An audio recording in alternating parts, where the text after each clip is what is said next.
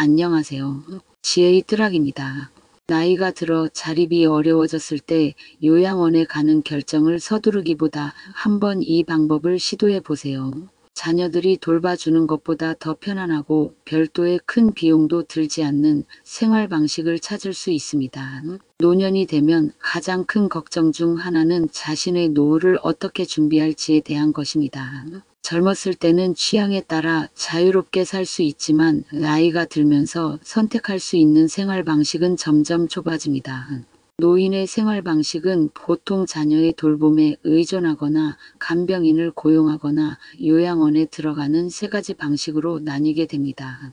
만약 노인이 자녀와 함께 살며 자녀에게 의존하기로 선택한다면 세대 간 사고방식의 차이로 인해 갈등이 생기기 쉽습니다.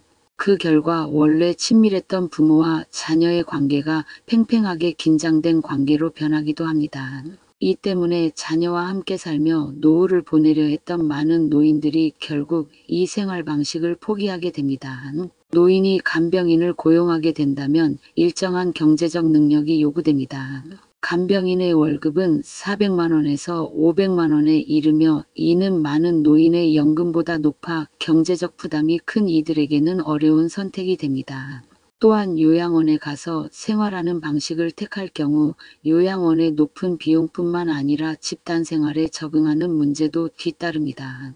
요양원에서는 정해진 시간에 식사하고 잠을 자야 하며 이는 자유로운 생활을 선호하는 노인들에게는 큰 제약으로 느껴질 수 있습니다. 더불어 요양원 내에서 노인들 간의 다툼이나 갈등이 발생하기도 하여 독립적이고 고유한 생활 방식을 원하는 이들에게 적합하지 않을 수 있습니다. 81세 이옥곤 어르신은 자녀와 함께 생활하고 간병인을 고용하고 요양원에 들어가는 세 가지 방식을 모두 경험한 후 더 이상 이러한 방식으로는 노후를 보내고 싶지 않다는 결론에 이르렀습니다. 우연한 기회에 자신에게 맞는 새로운 생활 방식을 발견하게 되었고 그 방식은 지금까지도 그를 지탱해 주고 있습니다. 어르신은 말씀하십니다. 나는 올해 11세입니다. 76세의 병으로 세상을 먼저 떠난 집사람과 함께 했던 기억은 여전히 내게 큰 위안이 됩니다. 아내가 생전에 함께 있었을 때에는 노후 문제로 고민해 본 적이 없습니다. 우리들은 항상 서로를 의지하며 살았고 서로 병이 나면 지극정성으로 돌보며 지냈습니다. 함께 병원을 다니며 진료를 받을 때조차도 큰 불편을 느끼지 않았습니다. 그러나 집사람이 세상을 떠난 이후에는 병원에 가는 일조차 삶에서 큰 부담이 되었습니다. 홀로 남은 노인의 삶은 예전과는 전혀 다른 모습이었습니다. 이옥곤 어르신은 스스로의 삶을 지탱할 방식을 찾아 나섰고 그 과정에서 깨달음을 얻었다고 말씀하십니다. 삶의 마지막 장은 결국 내가 직접 써 내려가야 한다는 것을 알게 되었습니다. 병약한 몸을 이끌고 병원에 가기 위해 긴 줄을 서야 했고 집으로 돌아오면 마치 온 몸이 무너져 내릴 듯 지쳐버리곤 했습니다. 아들과 딸이 있기는 했지만 그들의 바쁜 생활을 알기에 병원에 동행을 부탁하지 않았습니다. 내 마음 한켠에는 그들에게 짐이 되고 싶지 않다는 생각이 자리 잡고 있었습니다. 삶이란 때로 예상치 못한 불편을 스스로 초대한 것과 같았습니다.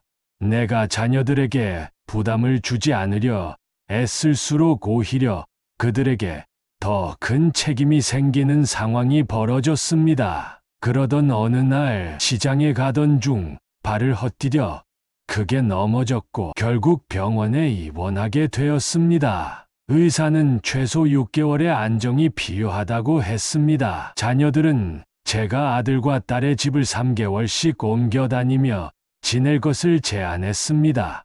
그들의 배려로 이루어진 선택이었지만 자녀들의 집에서 생활하면서 마치 나는 외부인이 된 것 같은 기분을 떨칠 수가 없었습니다. 부모의 집은 언제나 자녀들의 집이지만 자녀들의 집은 결코 부모의 집이 될 수 없다. 이 말을 그때서야 깊이 체감했습니다.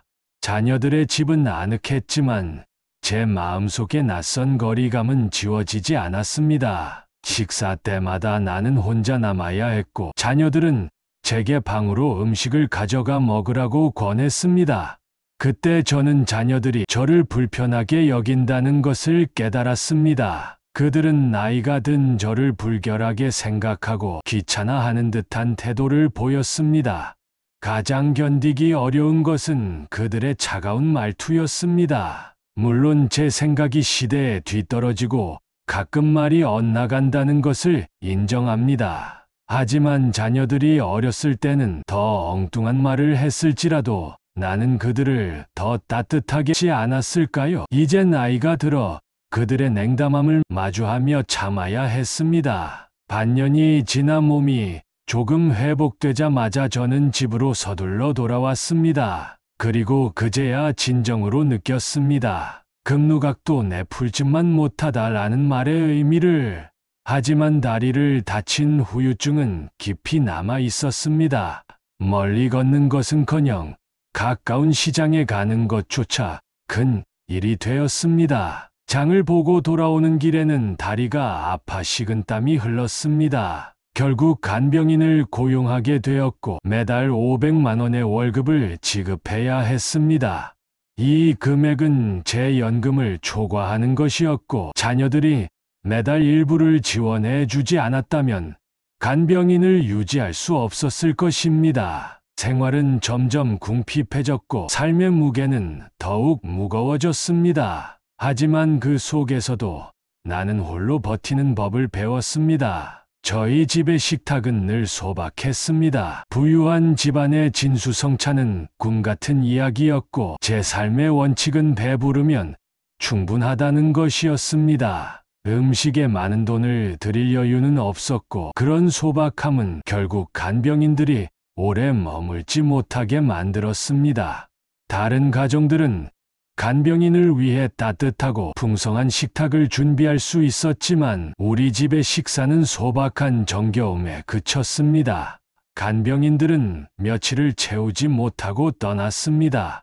그들은 식사가 토끼먹이 같다며 불만을 터뜨렸고 저의 생활 방식에 적응하지 못했습니다. 점점 더 간병인을 구하는 일이 어려워졌습니다. 간병인, 소개업체 직원들조차 우리 집에 사람을 보내기를 꺼려했습니다. 그들은 간병인들이 우리 집의 조건에서는 오래 버티지 못할 거라며 다소 안타까운 눈빛으로 고개를 저었습니다. 결국 아들에게 부탁해 요양원에 들어가게 되었습니다. 그곳은 비용이 저렴한 요양원이었고 시설은 부족했지만 제 연금으로 비용을 감당할 수 있는 유일한 선택지였습니다. 자녀들은 더 이상 간병인 비용을 지원할 필요가 없어졌고 생활에 한결 여유가 생겼습니다. 저는 자녀들의 짐을 덜어주겠다는 마음으로 요양원에서 남은 생을 보내기로 결심했습니다. 하지만 요양원의 군대식 생활은 제 자유로운 성격과 맞지 않았습니다. 집단 생활의 규율 속에서 숨이 막히는 듯한 나날을 보내던 저는 한 달 만에 요양원을 나오게 됐습니다. 독거 생활을 시작했습니다. 온라인으로 장보기가 서툰 나는 무게가 나가는 생활. 딸에게 가끔 온라인으로 장을 봐달라고 부탁 집으로 배달받았고 그 외 소소하게 작은 생필품이나 식료 아파트 단지 입구의 작은 마트에서 구입하였습니다. 멀리 걸을 필요가 없어 다리가 덜 아팠습니다. 마트를 운영하는 젊은 부부는 늘 친절했습니다. 제가 힘겹게 걷는 모습을 보면 무게가 많이 나가지 않는 물건이라도 저희 집 엘리베이터 앞까지 물건을 들어다 주었습니다. 시간이 흐르며 저는 그 부부와 친해졌습니다. 서로의 일상에 조금씩 스며들어 따뜻함을 느꼈습니다. 이러한 생활은 반년간 계속되었습니다. 비록 현재의 삶이 나쁘지 않았지만 사람은 앞날을 대비하지 않으면 반드시 불안을 마주하게 됩니다. 나이가 들수록 체력은 점점 떨어지고 혼자의 힘으로 생활할 수 없는 날이 올 거라는 생각에 불안해졌습니다. 그런 미래를 떠올릴 때면 마음 한 구석이 먹구름이 낀 것처럼 무거워졌습니다. 어느 날 아파트 단지 입구의 작은 마트에 물건을 사러 갔을 때 그때 젊은 부부가 심각하게 다투고 있는 모습을 보았습니다. 저는 조용히 옆에 서서 그들의 대화를 들었습니다. 그들은 돈 문제로 갈등하고 있었습니다. 아내는 부족한 생활비에서 돈을 꺼내 아이에게 고가의 태블릿 PC를 사주었다고 했습니다. 남편은 아직 어린 아이에게 고가의 태블릿 PC가 왜 필요하냐며 그런 아내를 나무라며 돈을 낭비한다고 했고, 아내는 딸이 오래전부터 필요하다 하고 같이 어울리는 친구들은 다 가지고 있다며 사달라고 했기에 큰 맘 먹고 아이 기죽지 말라고 사준 것이라고 했습니다. 그들의 말다툼을 조용히 듣고 있자니 삶의 무게를 함께 나누는 이들 사이에도 경제적인 문제 때문에 때로는 갈등과 아픔이 스며들 수밖에 없다는 것을 느꼈습니다. 그들의 모습이 저의 지난날과 겹쳐 보이는 순간이었습니다. 남편은 부족한 형편을 걱정하며 돈을 더욱 신중히 써야 한다고 아내를 타이르기 시작했습니다. 만약 돈을 함부로 써버려 늦둥이 딸의 학비며 육아 비용을 감당하지 못하면 어떻게 할 거냐며 목소리에 조바심이 묻어났습니다. 그들의 대화를 조용히 듣던 저는 문득 좋은 생각이 떠올랐습니다.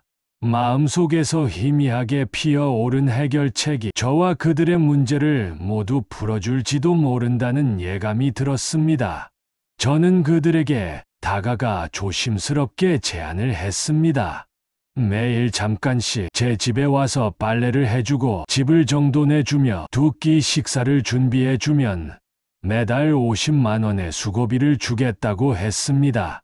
저는 덧붙여 저는 하루 두 끼만 먹고 특별한 요리가 필요 없습니다. 간단한 음식이면 충분합니다. 그러니 시간이 많이 걸리진 않을 거예요. 젊은 부부는 순간 멈칫하며 제 말을 곰곰이 생각하는 듯했습니다. 그들은 늙은 이웃도 돕고 그에 따른 대가로 부족한 생활비를 보충하기에 좋은 방법이라 판단했는지 저의 제안을 받아들였습니다.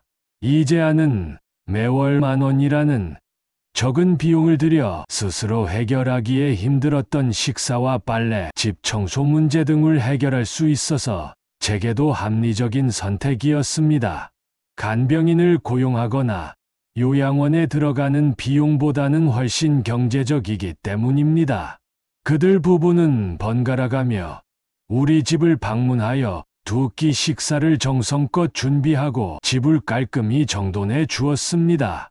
노인 혼자 사는 집이라 일이 많지 않았기에 그들에게도 부담스럽지 않은 일이었습니다. 추가 수입에 만족한 젊은 부부는 일을 성실하고 세심하게 해 주었고 덕분에 저희 생활은 점점 안정되기 시작했습니다.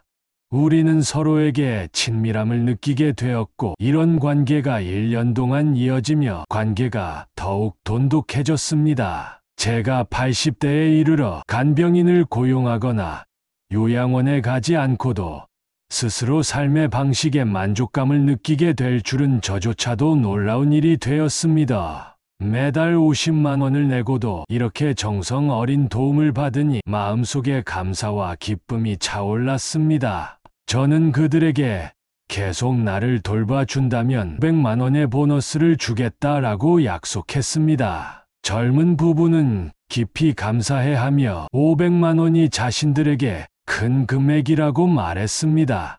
그들은 저를 고마운 어르신이라 더욱 정성을 다해 저를 돌봐 주었습니다. 그 덕분에 저의 노후는 한층 더 안정되고 평온해졌습니다. 삶의 여정 속에서 노후 생활 방식에는 정답이 없다는 것을 깨닫게 됩니다. 스스로의 상황에 맞는 길을 찾는 것이 최선의 답이며 현재의 삶이 만족스럽지 않다면 새로운 방법을 모색해보는 용기를 가지는 것도 중요합니다. 그 작은 선택이 언젠가 큰 변화를 가져다 줄지도 모릅니다. 길은 로마를 통한다고들 하지요. 어떤 길을 선택하든 그 끝에 도달하는 방법은 한 가지로만 국한되지 않습니다. 노후 생활 역시 마찬가지입니다. 꼭 정해진 틀에 얽매일 필요는 없으며 개개인의 경제 상황과 필요에 맞추어 더욱 다채롭고 창의적인 방식으로 설계할 수 있습니다. 편안하고 즐거운 삶, 이것이야말로 모든 노후의 원칙이어야 합니다. 작은 발상의 전환과 서로를 이롭게 하는 마음만 있다면 많은 재산 없이도 따뜻한 노후를 맞이할 수 있습니다. 오늘 들려드린 이야기가 여러분의 노후 준비에 작은 영감이 되기를 바랍니다. 다음에 들려드릴 이야기는 여든의 김수철 어르신께서 자립 능력을 잃고 경제적인 어려움 속에서도 어떻게 생의 마지막 시간을 의미 있고 평안하게 보내셨는지에 대한 이야기입니다. 많은 사람들이 노년의 가장 큰 두려움으로 자립 능력의 상실을 꼽습니다. 누군가의 돌봄이 절실한 상황에서 생의 의미와 가치를 잃어버리는 것은 육체의 아픔보다 더 큰 고통일지도 모릅니다. 특히 경제적 여건이 좋지 않은 노인들에게는 이러한 두려움이 현실로 다가오기 마련입니다. 김수철 어르신께서는 여든이 넘어 자립 능력을 상실하신 뒤에도 생의 마지막 시간을 평화롭게 보내기 위해 스스로 해결책을 찾아내셨습니다. 이는 많은 분들께 귀감이 될 것입니다. 사실 나이를 먹는 자체나 죽음이 두려운 것은 아닙니다. 진정한 두려움은 움직임을 잃고 하루하루를 침대 위에서만 보내야 하는 무력한 삶에 있을 것입니다. 우리가 자유롭게 활동할 수 있을 때에는 자신의 방식대로 삶을 꾸릴 수 있지만 그 자유를 잃는 순간 삶은 고립처럼 느껴질 수 있습니다. 경제적 여유가 있는 노인은 비록 자립 능력을 잃더라도 전문적인 간호를 받으며 안정적인 노후를 보낼 가능성이 높습니다. 그러나 그렇지 않은 사람들에게는 편안한 노후는 결코 쉬운 일이 아닙니다. 김수철 어르신은 많은 돈이 없이도 자신만의 방법으로 생의 마지막 시간을 따뜻하게 보내실 방법을 찾았습니다. 그는 이렇게 말합니다. 저는 올해 80이 되었습니다. 집사람은 3년 전 병으로 세상을 떠났고 그 이후로 혼자 살아왔습니다. 제게는 외동딸이 하나 있는데 딸의 삶은 순탄하지 못했습니다. 사위는 믿음직하지도 않고 돈도 잘 벌지 못하며 딸에게 폭력을 일삼습니다. 다음 이야기에서는 김수철 어르신의 결단과 선택이 그의 마지막 여정을 어떻게 빛나게 했는지 자세히 들려드리겠습니다. 노후는 우리 모두가 반드시 맞이할 시간입니다. 하지만 그 시간을 어떻게 채워나가느냐는 결국 우리 손에 달려 있습니다. 새로운 방식을 모색하고 작은 용기를 내는 순간 우리의 노후는 그 자체로 희망이 될 것입니다. 딸은 쉰을 넘긴 나이에도 자신을 위해 온전한 하루를 살아본 적이 없습니다. 항상 남편과 아들을 위해 희생하며 출퇴근 외에는 온전히 가정의 일에 매달려 살아갑니다. 비록 사위가 딸에게 따뜻한 한마디 건네지 않고 폭력을 쓰더라도 딸은 이혼을 선택할 수 없는 상황입니다. 사위는 특별한 재능은 없지만 딸을 억누르는 데에는 능숙하기 그지 없습니다. 딸이 이혼을 언급할 때마다 사위는 폭력과 회유를 거듭해 무력감에 빠져 더 이상 이혼 이야기를 꺼낼 용기조차 앗아갑니다. 그가 이렇게까지 방자하게 행동하는 이유는 집안에서 딸을 지켜줄, 심지어 형제 간의 정조차 어떤 시련 앞에서는 쉽게 사람이 없다는 것을 잘 알고 있기 때문입니다. 집에는 저 같은 무력한 노인 외에 딸을 대신해 맞서 싸워줄 남자가 없습니다. 외손자가 20살이 넘은 청년이지만 어릴 적부터 아버지의 폭력 속에서 두려움을 얻은 탓에 엄마를 위해 나설 용기를 갖지 못했습니다. 딸의 상황은 그녀 자신조차 보호할 수 없을 만큼 위태롭고 저를 돌볼 여력은 더더욱 없었습니다. 집사람이 살아있었을 때는 여유롭지 못한 삶이었지만 그래도 서로 기대고 의지하며 어렵게나마 일상을 이어나갔지만 집사람이 떠난 후 저는 홀로 버텨야만 했습니다. 저는 작년 뇌졸중으로 쓰러진 뒤 긴 재활치료를 거쳤지만 결국 오른쪽 신체의 감각을 완전히 잃고 말았습니다. 자립 능력을 영원히 잃었다는 사실은 저를 깊은 절망 속으로 몰아넣었습니다. 운명을 탓하며 한참을 울었습니다. 돌봐줄 자식도 많은 돈으로 노후를 준비할 여유도 없는 현실에서 매달 몇십만 원의 연금과 약간의 예금이 제가 가진 전부입니다. 퇴원 후 외손자가 병원으로 와 저를 집으로 데려갔습니다. 다른 사위에게 억눌려 있었기에 저를 돌볼 수 없는 상황이었습니다. 다른 직장을 그만두었지만 여전히 집에서 사위와 아들의 끼니를 챙기고 돌보며 자유롭게 움직일 틈이 없습니다. 집으로 돌아온 후 저는 매일 배달 음식을 시켜 먹었습니다. 인터넷으로 주문할 줄 몰랐기에 외손자가 대신 주문을 해주었고 저는 매번 10,000원을 그에게 보내며 도움을 요청했습니다. 문은 늘 열려 있었고 배달원은 스스럼 없이 문을 열고 들어와 저에게 음식을 건네주곤 했습니다. 외손자는 가끔 집에 와 화장실을 비우고 목욕을 돕고 쓰레기를 버려주었습니다. 하지만 시간이 흐르면서 외손자는 점점 불만을 드러냈습니다. 여가 시간이 부족해 여자친구가 불만을 가지고 결국 헤어질지도 모른다고 말하곤 했습니다. 외손자는 간병인을 고용하라고 제안했습니다. 사실 그의 말이 없더라도 저는 이미 알고 있었습니다. 외손자가 저를 계속 돌보는 것이 지속 가능하지 않은 방법이라는 것을 말입니다. 그는 젊은 나이에 여자친구와의 시간을 누리고 결혼도 해야 할 시점에 있습니다.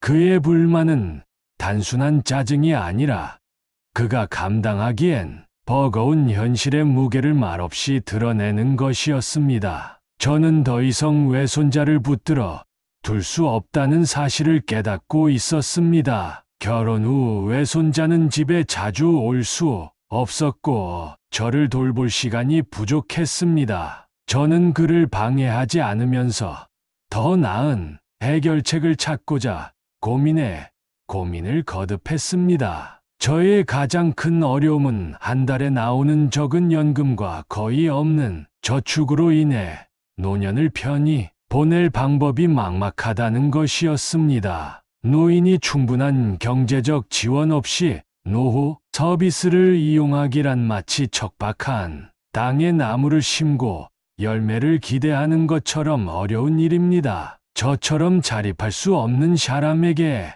요양원은 그 비용이 최소 수백만 원부터 시작하기에 연금으로는 감당할 수 없는 먼 꿈일 뿐입니다. 가정 간병인을 고용하는 일도 요양원보다 더 큰 지출을 요구하니 애초에 선택지조차 되지 못했습니다. 끝없는 고민 속에서 마침내 제 상황에 꼭 맞는 해결책을 떠올릴 수 있었습니다. 돈을 많이 들이지 않으면서도 제 노후 문제를 해결할 방법을요. 그 답을 찾고 난 뒤 오랜만에 깊은 잠에 들었습니다. 다음 날은 주말이었고 아침에 눈을 뜨자마자 외손자에게 전화를 걸어 빨리 오라고 했습니다. 중요한 일이라는 말에 외손자는 곧장 달려왔고 저는 2가지 선택지를 제안했습니다. 첫 번째는 집을 팔고 그 돈으로 요양원에 들어가 여생을 보내는 것입니다. 두 번째는 집을 외손자에게 증여하되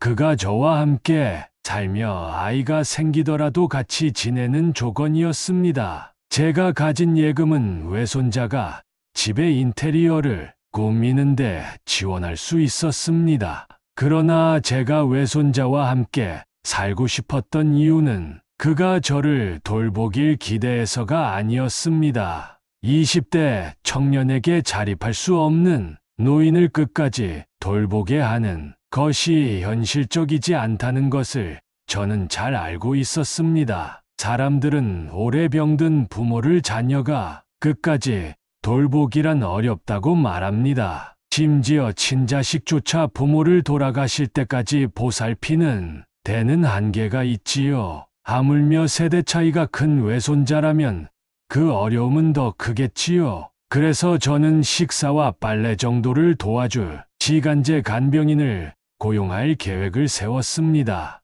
이 간단한 일에는 한 달에 몇십만 원이면 충분했고 감당할 수 있었습니다. 외손자와 함께 살려는 가장 큰 이유는 가끔 몸을 닦아주거나 씻겨줄 수 있는 도움도 중요했지만 무엇보다도 저에게 큰 안도감을 줄 수 있다는 점이었습니다. 저 같은 노인에게 가장 두려운 것은 혼자 있다가 응급 상황이 생겼을 때 누구의 도움도 받을 수 없는 상황에 처하는 것입니다. 외손자는 이 제안에 쌍수를 들어 찬성했습니다. 그는 이미 성격이 거친 아버지와 사는 것이 힘들었기에 저와 함께 살 수 있다면 마음이 훨씬 편해질 것이라고 했습니다. 제가 외손자와 살기로 결심한 또 다른 이유 중 하나는 제 집이 넉넉하고 공간이 충분하기 때문이었습니다. 방 3개와 화장실 2개로 이루어진 집은 외손자가 결혼해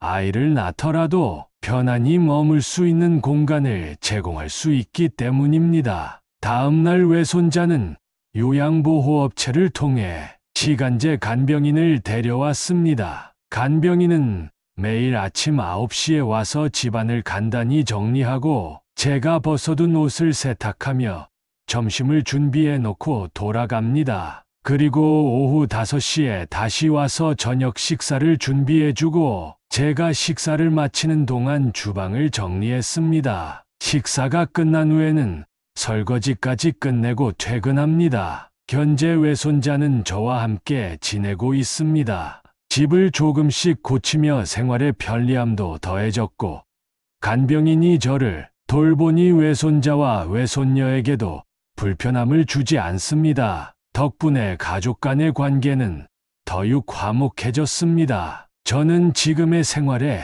큰 만족을 느낍니다. 제가 계획한 결과로 적은 비용으로 편안한 노후를 보내게 되었고 매달 연금에서 일부를 저축할 수 있어 기쁩니다. 저는 확신합니다. 적극적으로 방법을 찾기만 한다면 경제적으로 넉넉하지 않은 노인이라도 자신의 상황에 맞는 노후 생활 방식을 찾을 수 있다고요. 노년이 되어 편안하게 살고 삶을 고통 없이 마무리하는 것은 모든 노인의 소망일 것입니다. 인간의 본성은 현실적이고 이기적입니다. 무너질 수 있다는 것을 부인할 수 없습니다. 따라서 노인은 언제나 자신을 위한 대비책을 마련해 두어야 합니다. 불필요한 고통을 피할 수 있습니다. 자녀가 효를 다하든 아니든 노인은 언제나 비상금이 필요합니다. 이 비상금은 크고 작음을 떠나 위기의 순간에 희망의 빛을 밝혀주는 작은 등불이 됩니다. 어느 순간이 되면 가족 간의 정조차도 금전적인 뒷받침이 필요하다는 것을 깨닫게 됩니다. 실제 생활에서 때로는 계좌이체 한 번으로 대부분의 문제를 해결할 수 있습니다. 우리는 도덕적 가치를 내세워 자식에게 무조건적인 효도를 요구할 수도 있습니다. 그러나 자식의 현실적인 어려움을 고려하지 않는다면 그 요구는 오히려 갈등으로 끝날 수 있습니다. 인생은 결국 자기 자신과의 수련입니다. 나이가 몇이든 자립할 수 있든 없든 긍정적인 마음가짐을 갖고 차분히 살아간다면 스스로와 가장 좋은 모습으로 마주하게 될 것입니다. 오늘 이야기는 여기까지입니다. 시청해 주셔서 감사합니다. 이 이야기가 여러분의 건강하고 행복한 삶에 작은 도움이 되기를 바랍니다. 내용이 마음에 드셨다면 구독과 좋아요 부탁드립니다. 지혜의 뜰학이었습니다.